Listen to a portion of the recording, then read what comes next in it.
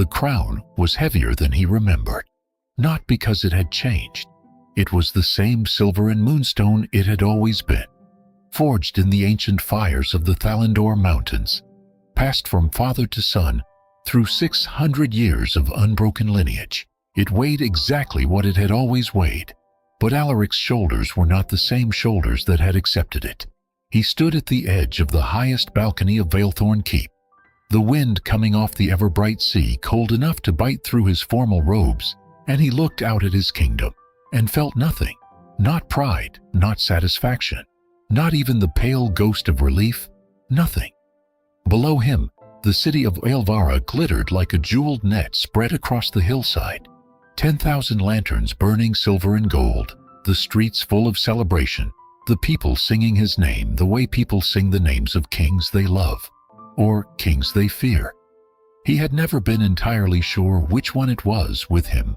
King Alaric, King Alaric, long may he reign. He let the words wash over him and disappear like waves breaking against stone. Somewhere in this city, somewhere among those 10,000 lights, there was a woman named Evelyn. He had not seen her in 43 years. He had counted every single one. And tonight, of all nights, on the eve of the Centennial Ascension Feast, someone had placed a letter on his private desk. No seal, no signature. Only 4 words written in handwriting he would have recognized in total darkness, in the deepest silence of his own grief. She is asking for you. Alaric closed his eyes. The crown sat on his head like a sentence he could never commute. She is asking for you. He had spent 43 years becoming the man who did not go to her, the man who chose duty, the man who chose legacy, the man who looked his own heart in the face and said, "Not you, never you." And now, with the whole kingdom celebrating beneath him, with every title and honor and power he had ever reached for finally, irrevocably his, he wondered if any of it had been worth it. He already knew the answer. He had known it for 43 years. The story did not begin with a crown. It began, as most things that matter do, with something much smaller. It began with a girl sitting alone in a garden that did not belong to her. She was 17 years old, and she had no business being in the Royal Botanical Preserve of Valethorn. That much was obvious from the way she kept glancing at the garden walls, as if calculating the fastest route back over them. Her shoes were muddy. There was ink on her left hand, the kind that never quite washes out no matter how hard you scrub.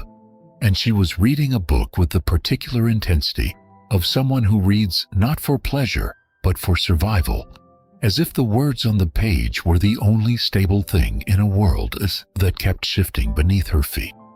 Evelyn Ashmore was not remarkable by the standards of either human or elven courts. She was not beautiful in the sharp, architectural way the court ladies trained themselves to be. She was not wealthy. She carried no title, no bloodline worth mentioning, no political alliance wrapped in her name. Her father had been a cartographer who died young, leaving her mother to raise 3 children on the income from a small bookshop in the lower quarter of Elvara, the part of the city where humans and the lower-born elves lived side by side in a careful, exhausted peace. She had grown up surrounded by maps of places she would never go and books about worlds she would never see, and she had developed the particular hunger of someone who understands, from a very early age, that the life they were born into is not the life they were meant for. This was her wound. Not poverty, not grief, not even the loneliness of being human, in a city built for immortals who looked through her like glass. Her wound was the knowledge that she was meant for something larger, and the absolute certainty that nothing in her world would ever allow her to reach it. She had discovered the royal garden by accident, a loose stone in the eastern wall that she'd found while chasing a borrowed book through the back alleys of the Keep district. She had slipped inside meaning to retrieve the book. She had found a place where the roses bloomed in colors that had no names, where the air smelled like something between rain and starlight, where the noise of the city disappeared completely. She had come back every day for 3 weeks. She knew it was trespassing. She told herself she would stop, tomorrow, next week. After she finished this chapter, she never stopped. What she was running from, she could not have named precisely. Her mother's tired eyes, the way her younger siblings looked at her like she owed them something, the boys in the market who asked her to smile and got angry when she didn't, the customers at the bookshop who talked about her mother with a particular kind of pity she couldn't stand to witness. What she was running toward, that she could name with perfect clarity, something real, something that belonged to her, something that no one could take away. She didn't know, sitting in that garden with her muddy shoes and her ink-stained hands and her book pressed open against her knees, that she was about to find it. She didn't know that finding it would cost her everything. She didn't know that the boy who would change her life was already watching her from the path between the rose hedges, still as carved marble, staring at her the way people stare at things they cannot quite believe are real. She turned a page. Behind her, a twig snapped, and the rest of her life began. "You're in the restricted section."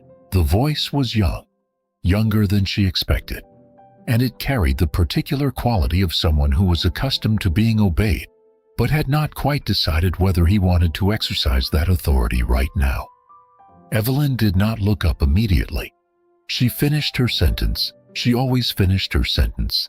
It was one of her more irritating habits. And then she looked up, and she found herself looking at a boy of perhaps 19, tall and silver-haired in the way of the high elves, with ears that tapered to sharp points above the collar of what was clearly a very expensive but deliberately rumpled shirt. He was not wearing a crown. He was not surrounded by guards. He looked, in fact, like someone who had also come to the garden to escape something, which made them, in that moment, the most equal two people in the kingdom of Ilvara could possibly be. "I know," Evelyn said. He waited for more, an apology, perhaps, an explanation, the particular kind of panicked deference he received from most people when he used that tone of voice. She just looked at him steadily, one finger still holding her place in the book. "You're not going to apologize," he said. It wasn't quite a question. Would it change anything? The corner of his mouth moved. Not quite a smile. Something more surprised than that. Probably not. Then it would be wasted breath. She closed the book, carefully, with the particular reverence of someone who treats books like living things, and stood. "I'll go. Wait." She stopped. Not because she felt compelled to obey. She stopped because something in his voice was different in that single word. Stripped of the authority, stripped of the performance, just a voice asking her not to leave yet. And it was so honest it caught her off guard. She turned back. "What are you reading?" he asked. She showed him the cover, The Cartographer's Daughter, a human novel about a woman who remapped the known world after everyone told her the known world couldn't be remapped. He looked at it for a long moment with an expression she couldn't read. "My father banned that book," he said finally. "I know. That's why I'm reading it." This time, he did smile. And Evelyn Ashmore, who had spent her entire 17 years building very careful walls against the kind of hope that gets people like her hurt, felt one of those walls develop a crack so small she almost didn't notice it. Almost. She would think about that crack for years afterward. She would think about how different everything might have been if she had just walked out of the garden when she had the chance. If she had finished the chapter and gone home, and never let herself wonder who the silver-haired boy with the rumpled shirt and the surprised smile was. But she didn't walk out. She sat back down, and he sat across from her on the stone bench, not quite close enough to touch, and said, "Tell me what happens. Read it yourself. I'm not allowed." "Since when does that stop anyone?" Another silence, and then, unexpectedly, "My name is Alaric." She had already known. She had known from the moment she looked up, because there was only one silver-haired boy of that age who walked through the royal gardens without a shadow of guards at his back, and still carried that particular weight in his spine. The weight of a person who has been told since birth that they are responsible for things larger than themselves, She had known. She had chosen not to acknowledge it, because acknowledgement would have made the situation real in a way that would have forced her to leave. "I know who you are," she said. "Then you know you should probably go." "I know." She opened her book again. "I will, after this chapter." He said nothing, but he didn't call the guards, and when she finally left, an hour later, the chapter long finished, but neither of them quite able to be the first to break the fragile silence they'd built together. He watched her climb back through the loose stone in the eastern wall with an expression on his face that he would not have been able to name. He came back the next day. She was already there. That was how it began. Not with a declaration, not with intention, not with the conscious decision to do something impossible. Just two people who kept returning to the same garden, as if the garden were the one place in Elvira where the rules of the world outside didn't quite apply. What will happen when the rules find them? The answer was already written. They just didn't know it yet. It took 3 months for either of them to name what was happening. In those 3 months, they built something that had no official name in any language. Not quite friendship, not yet love. Something that existed in the specific vocabulary of people who have found, against all odds and logic, the one person in the world who makes silence feel like conversation.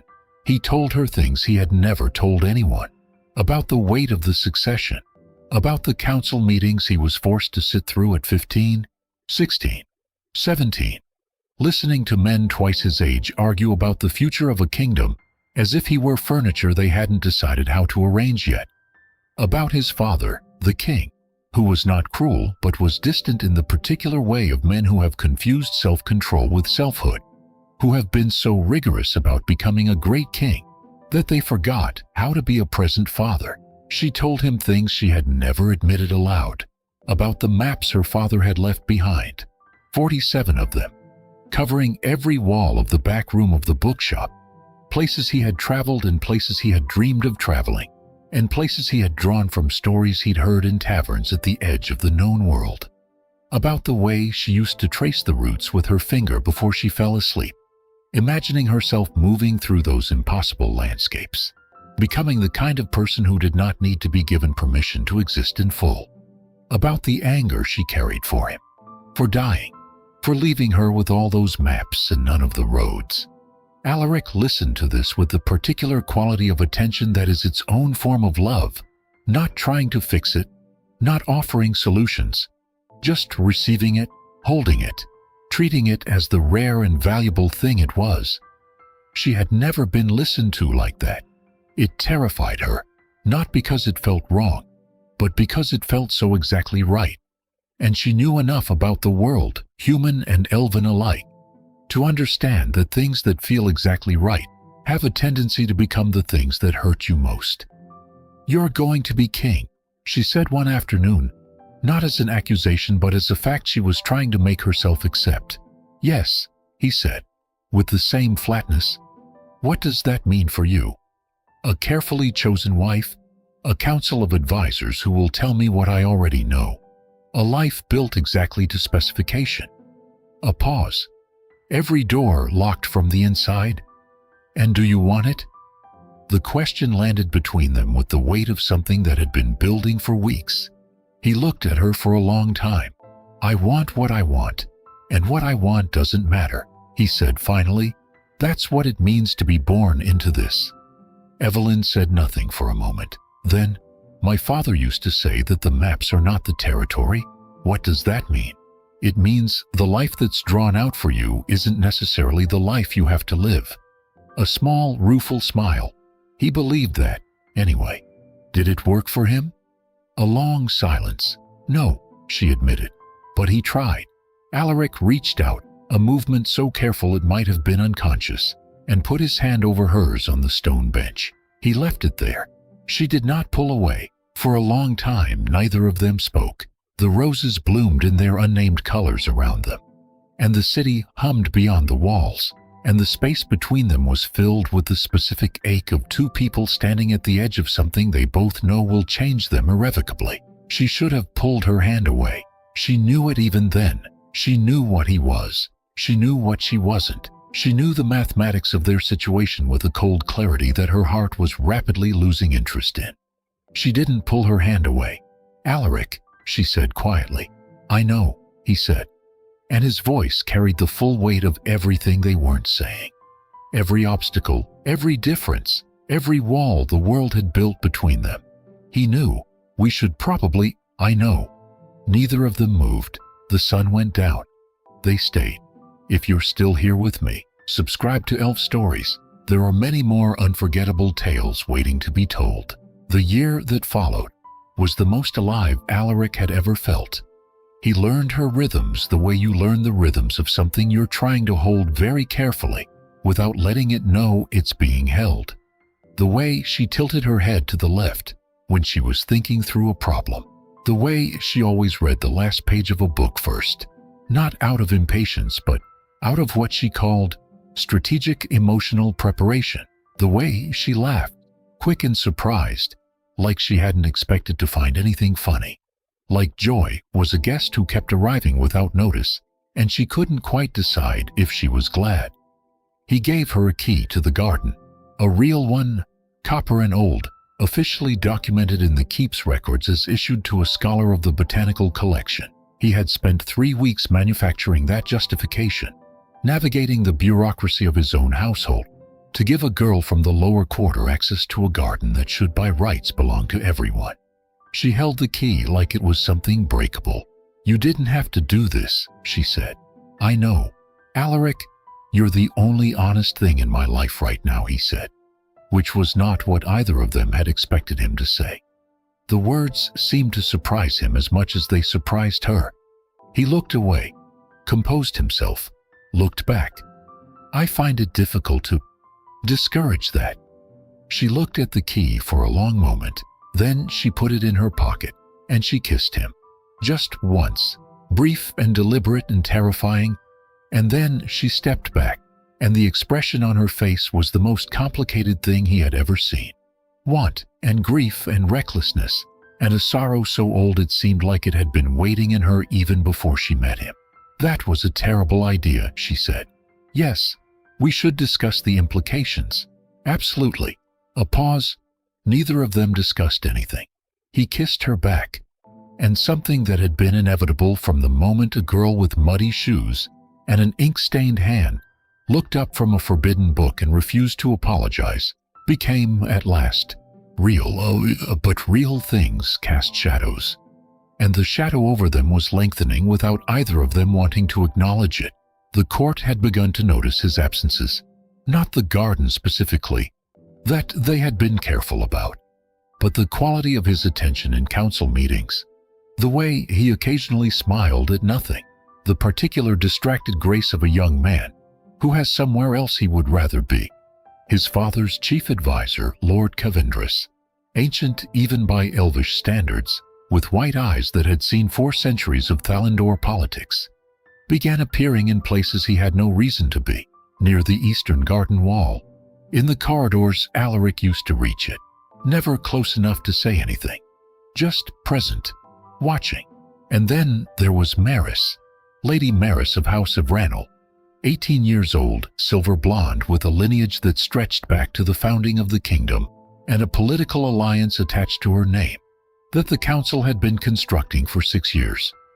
She arrived at court in the autumn with the particular grace of a person who has been trained since childhood for exactly this arrival, and she looked at Alaric across the great hall with eyes that were warm and intelligent and genuinely kind. She was not a villain. That was the cruelest part. She was exactly what a queen was supposed to be. She was lovely in ways that Evelyn was not. She was safe in ways that Evelyn could never be. She carried no complications, no impossibility, no illegality. She carried alliance and stability and the unbroken future of a kingdom. Alaric watched her across the hall and felt nothing except the specific cold clarity of a man who has discovered that the thing he has always been promised can never be the thing he actually wants. He went to Evelyn that night and said nothing about Maris. He just sat beside her in the garden with his shoulder against hers and his eyes on the sky, and she read to him aloud from a book about tides, how the ocean is always moving towards something it can never actually reach. And he thought, she already knows. She's always known. How long do we have? She asked finally, closing the book. I don't know. She nodded slowly, accepting. The way she always accepted hard things, not with resignation, but with a kind of clear-eyed courage that destroyed him quietly every time he witnessed it. Evelyn, don't say it, she said gently. Not yet. He closed his mouth. She leaned her head against his shoulder. They watched the stars come out one by one over the rooftops of Elvira, human stars and elven stars together, the same sky holding all of them, as indifferent and patient and beautiful as it had always been. Something was coming. They both felt it. Neither of them could stop it. And the terrible part, the part that would define the rest of both their lives, was not that circumstances conspired against them. It was that when the moment came, one of them would make a choice, not be forced, not be tricked, choose, and that choice would echo forward through decades like a stone dropped in still water, and the rings of it would be still expanding long after the stone itself had been forgotten. Lord Cavendish came to Alaric in the early morning, before the household was awake, with the particular silence of someone who has been practicing this conversation for a very long time. He did not sit. He stood before the window of Alaric's private study, with his white eyes fixed on the middle distance, and he said, without preamble, I know about the girl. Alaric said nothing. He had prepared for this. He had been preparing for it for months, building himself a wall of composure behind which he planned to be perfectly, infuriatingly unreachable. The human girl, Cavendish continued, Evelyn Ashmore, bookshop family, lower quarter, father deceased. I know about the key. I know about the meetings. I know about... A pause precisely placed. All of it. The wall held, barely. And I have come to offer you a choice before others are forced to make it for you. Cavendish finally looked at him. The marriage negotiations with House of Ranel are proceeding. Lady Maris is acceptable to the council in every conceivable way. The alliance she brings would stabilize the northern territories for the next 2 centuries. Another pause. The human girl destabilizes everything. She destabilizes nothing. She destabilizes you. The old advisor's voice was not unkind. That, too, was the cruelest part. Alaric, you are 3 months from your formal ascension. Everything your father has built, everything we have sacrificed to bring this kingdom to the edge of its greatest age, it all rests on the choices you make now, not later, now. He folded his hands. The girl must go. She has done nothing wrong. No, she has done something far more dangerous than wrong. She has made you feel like yourself. The words landed somewhere Alaric had not expected, and sat there, precise and poisoned. I am not saying she is unworthy, Cavendish said. I am saying she is impossible. There is a difference, and I am telling you this now in private, because the alternative is that the council tells you in public, in front of the court, and the girl's name becomes attached to things it should not be attached to. A very deliberate pause. Things that would make her life in this city very difficult. It was not a threat.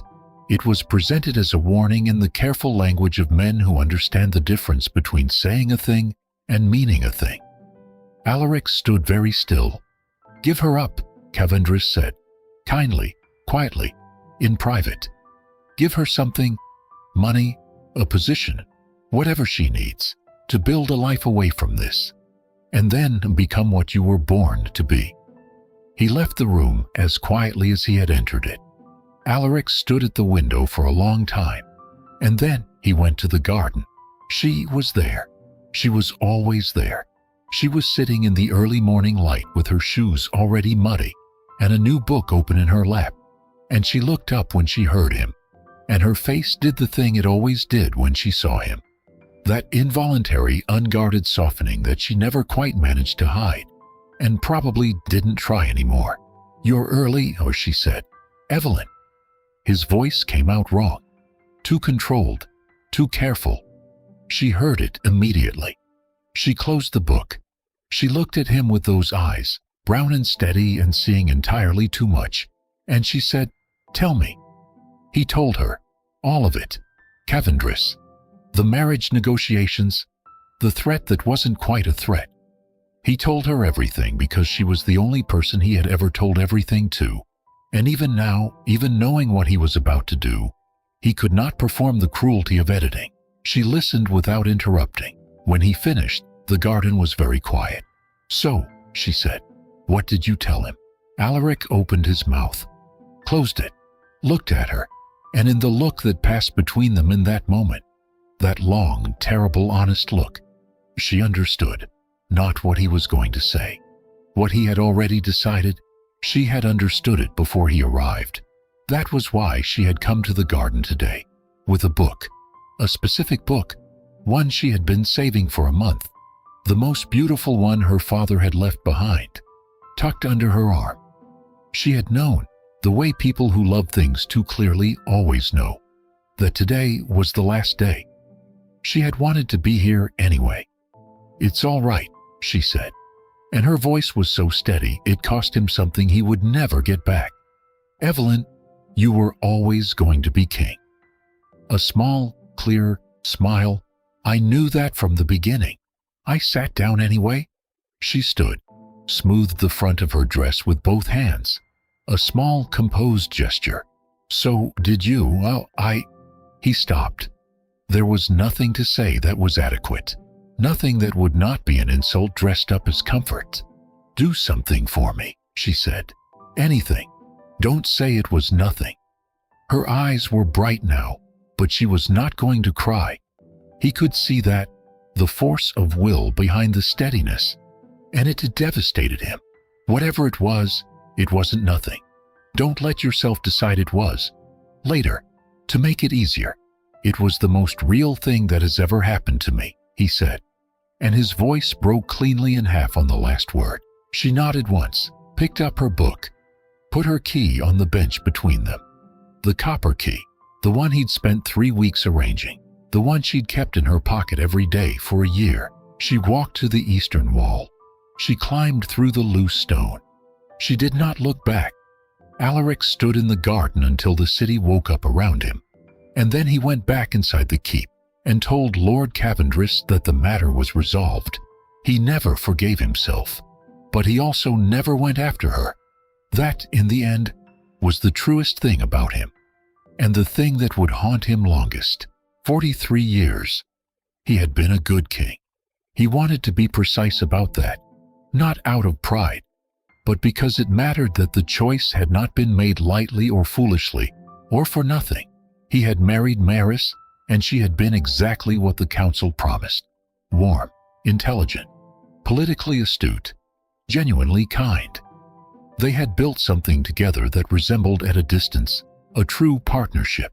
She had died 16 years ago, an illness that even elvish medicine could not outrun. He had mourned her with a grief that surprised him in its depth, not because he had loved her the way he had once loved Evelyn, but because grief is not arithmetic, and Maris had deserved a husband who was fully present and had spent their marriage receiving something less, and the guilt of that was its own species of sorrow. He had been alone since. He had told himself this was duty too, restraint, the considered choice of a man who had already made enough wrong ones. He had been lying. He was waiting. He did not know what he was waiting for until the letter arrived with its 4 handwritten words. "She is asking for you." Oh, it was signed by no one. He knew immediately who had sent it. He went to the lower quarter. He had not walked these streets since before his coronation. They were smaller than he remembered. Or perhaps he was larger, which was a different kind of sadness. The bookshop was still there. Ashmore and Daughters, the sign said now, which meant the business had passed down, which meant time had moved here as it does for human things. Constantly, hungrily, taking whatever it touched, a young woman opened the door before he could knock. She was perhaps 22 years old, with dark eyes and ink-stained hands, and a quality of stillness that hit him like a fist to the chest. She looked at him without surprise. "My grandmother," she said, "is upstairs." A pause. She told me you might come." He followed her up a narrow staircase lined with maps. Her father's maps. He recognized them, not the specific ones, but the style, the careful hand, the particular way the cartographer had of marking places he dreamed of rather than traveled. Evelyn had described them to him once, in precise and loving detail, in a garden full of roses. The room at the top of the stairs was small and full of books and light. Evelyn Ashmore was lying in a bed near the window, propped up on several pillows, covered in a quilt of patchwork colors. She was old. He had known she would be old. 43 years. He knew the mathematics. He had made himself think them through clearly on the walk here so that it would not be a shock. But knowing and seeing are not the same country. And for a moment, he could not move. She was old, and she was small, and she was looking at him with eyes that were exactly the same as they had always been, brown and steady, and seeing entirely too much. "You look ridiculous," she said. "Take the crown off." He removed it. He didn't know why that made him want to weep. He set it on the table by the door and stood before her as something closer to himself. "Evelyn." His voice was not what he'd planned. Nothing he'd planned was surviving contact with her. "Sit down, Alaric. You're making the room feel crowded." He sat in the chair beside her bed. He noticed her hands. The left one still bore, faintly, the permanent ghost of old ink. He wanted to reach for it. He didn't. "You sent for me," he said. "I sent you a warning," she corrected gently. "You coming here was your own decision." "Why?" A long pause. Outside the window, the sounds of the lower quarter, street vendors, children, the particular alive noise of a place where people are always moving, always in the middle of something. "Because there's something you should know," she said. "Before I go." She turned her head toward the door, and her voice carried clearly. "Lyrian." The young woman who had opened the door appeared in the frame. "This is my granddaughter," Evelyn said. "Her name is Lyrian. She is the daughter of my son Emrith." A pause, precise as a blade. "Emrith, who died in the sea crossing 2 years ago, who was 21 years old when he died." Another pause. "Who was born 11 months after I left the royal gardens for the last time." The room was very quiet. Alaric looked at Lyrian. Lyrian looked back at him with dark eyes and an expression that was patient and old and braced, as if she had been holding this secret for a very long time and had decided some time ago that it was too heavy to carry alone. "He was your son," Alaric said. It wasn't a question. The mathematics were already happening without his permission. "He was," Evelyn said, "and I didn't tell you." She said this clearly, not defensively. "I want you to understand why." "Why?" His voice was very controlled. "Because you had already made your choice." Her eyes were steady. "I would not have used a child to unmake it. Emrith deserved to be wanted for himself, not as leverage, not as a complication, not as a reason for a king to feel obligated." She paused. "He had a good life, Alaric. He had a mother who adored him, and a city he belonged to, and a family that was his. He didn't need a father who chose his crown over his mother." The sentence was not cruel. She delivered it like a fact, the way she had always delivered hard things, with a clear-eyed steadiness that made the truth unavoidable. Alaric said nothing for a very long time. He looked at Lyrian. She had her grandmother's stillness, and now that he was looking, truly looking, the way he hadn't allowed himself to do at the door, he could see other things. The line of her jaw, the exact way she held her shoulders, things that did not come from Evelyn. "She knows?" he asked. "She's known since she was 12, Evelyn said. "Emrith told her himself, before the crossing." Alaric stood. He crossed to where Lyrian stood in the doorway, and she held his gaze with that old, patient steadiness. And he looked at her for a long moment. This young woman, who was all that remained of the son he had never known he had.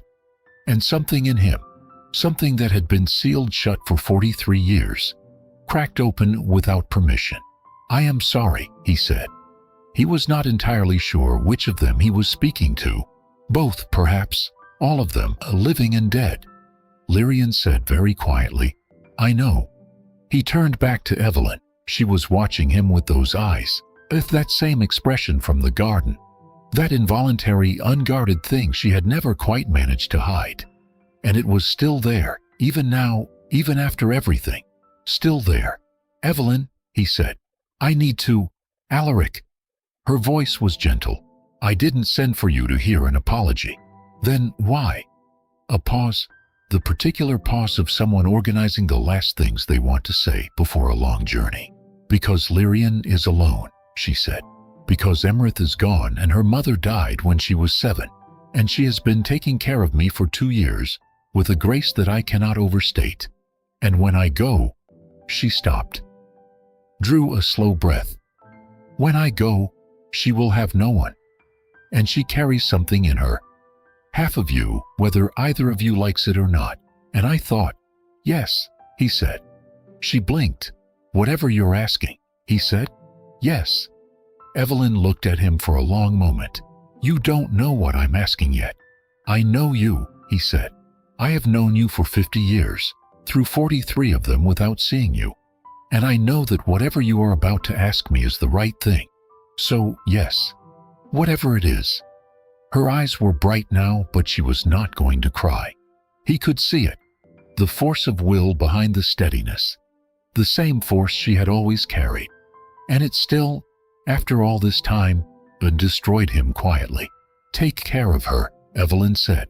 Know her. Let her know you. She deserves, her voice, so steady for so long, moved slightly on the last words. She deserves someone who shows up. The implication settled between them like something finally named. He looked at Lyrian. Lyrian was looking at him with the particular expression of someone trying very hard not to want something, because wanting things has historically been dangerous. He recognized that expression. He had loved it in her grandmother. I will, he said. He said it the way he had not said things often enough in his life, without qualification, without condition, without the political machinery of consequences and implications. Just, I will, 2 words carrying the whole weight of a man choosing finally the right thing. He turned back to Evelyn. She had closed her eyes. She was smiling, small and private and real. The same smile she'd worn in the garden the morning everything changed. The morning she had looked up from her book and refused to apologize, and accidentally made a crack in the wall he would spend the rest of his life trying not to notice. Evelyn, I'm still here, she said, without opening her eyes. Just resting. He sat back down beside her. He reached out. He took her hand, her left hand, the one with the old ghost of ink on the fingers. She didn't pull away. For a long time, neither of them spoke. Outside the window, the city moved through its afternoon, unconcerned and continuous, carrying the living and the memory of the dead with equal indifference. He stayed. He didn't leave when the light changed. He didn't leave when the city quieted. He stayed until she fell asleep, holding his hand with a grip that was weaker than it looked. And then he stayed a little longer. Lyrian brought tea. She sat across from him in the chair by the bookshelf, and they did not speak. There were no adequate words yet, and she seemed to understand this. And they kept watch together over the small woman in the bed. This woman, who had remade both their lives without ever raising her voice, who had built something out of the ruins of an impossible love, and called it a life and meant it. He looked at his granddaughter across the room.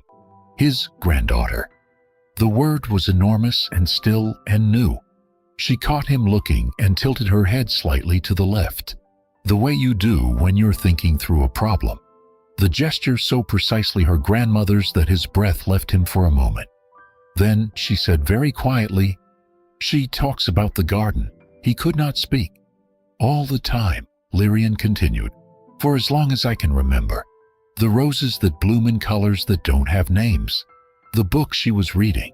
The boy who sat down across from her and asked her to tell him what happens. A pause. She never called you king. She always called you the boy who stayed. Something broke in him, cleanly, finally, the way things break when they have been held too tight for too long. And the breaking is not destruction, but release. "I should have stayed," he said. "Yes," Lyrian said simply. "Not unkind, just honest. But you're here now." He was here now. It was not enough. It was never going to be enough. Some losses do not have remedies. They have only acknowledgement and presence and the willingness to show up for what remains. He showed up. Evelyn Ashmore died 11 days later, in the early morning, with the window open and the sounds of the lower quarter drifting up, and Alaric's hand in hers. He arranged her funeral himself, not with royal ceremony, which she would have found unbearable, but with the specific quiet dignity of a private grief. The bookshop was full of flowers. Lyrian chose them. In the months that followed, he did not remove Lyrian from the lower quarter and install her in the keep. Not immediately, not by force, not with the machinery of obligation. He went to her. He walked the streets she walked. He sat in the bookshop among the maps. He let her tell him who she was before asking anything of her. She was extraordinary. He had not expected that, not because she was a stranger, but because love never quite prepares you for the person at the center of it. She was sharp and patient, and possessed of a dry humor she delivered with complete seriousness, and she read the way her grandmother had read, like survival, like oxygen, like the words were the only stable thing in a world that kept shifting. He told her about Evelyn, the real story, the garden, the book, the copper key. The morning he sat in the roses and listened to a girl refuse to apologize for existing in a space she wasn't supposed to be in and became, against every plan he'd ever made, himself. She listened the way Evelyn had listened. He told her eventually what she was to him. Not the political framing, not the complicated inheritance, not the crown and the legacy and the weight of what he should do, what she was to him. The last piece of a woman he had never stopped loving. Evidence that love, even the kind you let go of, does not stop moving forward. It finds its own roads. She did not call him grandfather immediately. That took time. The ordinary time of two people deciding to trust each other without a map. But one evening, several months after Evelyn's funeral, Lyrian came to his study with a book under her arm. The same title he recognized, The Cartographer's Daughter. And she sat down across from him without being invited and said, "Tell me what happens in the end." He looked at the book. At her. "Read it yourself," he said. "I'm not allowed," she said, straight-faced. "My grandmother mentioned your father banned it." He stared at her. Then he laughed. He laughed the way he had not laughed in, he couldn't have said how long. Real and sudden and surprised.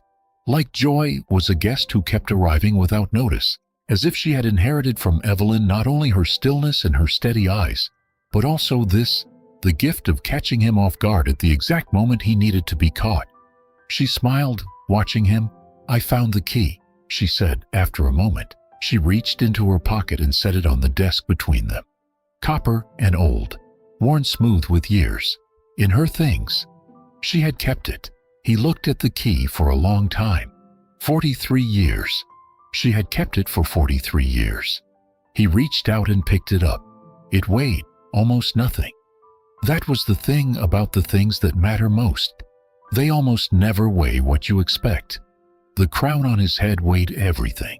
This small copper key that opened a garden weighed nothing at all. And yet, outside the window, the city of Elvira moved through its evening with the same unconcerned continuity it had always had. Human and elf together. 10,000 lights beginning to appear in the dusk.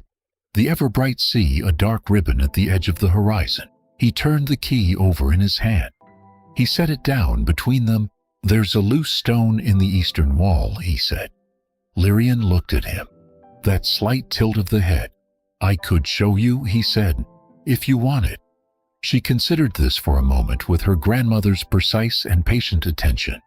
Then she stood and picked up her book. "I've been looking for a good place to read," she said. He rose. He left the crown on the desk. And together, a king who had taken too long to become himself, and the granddaughter who was teaching him how, they walked out into the evening, toward the garden that had started everything, carrying the one small piece of it that had survived, the key. worn smooth with keeping, kept anyway.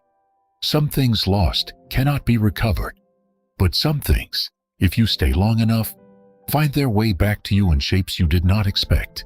And in those shapes, in the tilt of a familiar head, in the ghost of old ink on a young hand, in a copper key that still fits a lock after 43 years, love continues, not as it was, as what it has become, which is sometimes, against all likelihood, enough.